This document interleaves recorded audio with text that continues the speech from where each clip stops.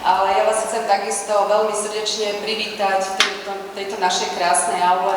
Tak ako tu bolo povedané, vždy je to taký moment, že sa chceme poďakovať. A keď sa tak obzrieme okolo seba, tak už sme tu niekoľko generácií Slovenskej poľnohospodárskej univerzity v Nitre alebo priateľov našich zamestnancov alebo rodinných príslušníkov. Takže sme taká, dá sa povedať, naša SPU rodina a tie Vianoce sú práve o tom, aby sme sa stretli, aby sme sa porozprávali, možno počas toho roka nemáme nejak moc času.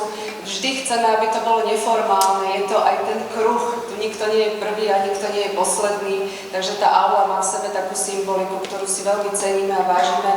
Ja vás chcem srdečne privítať. Snažili sme sa počas roka premýšľať, aby sme vás pobavili, aby ste sa nejak tak uvoľnili a naštartovali možno aj dnešným večerom tie Vianoce, ktoré nás čakajú. Takže ešte raz vítajte a príjemnú zábavu.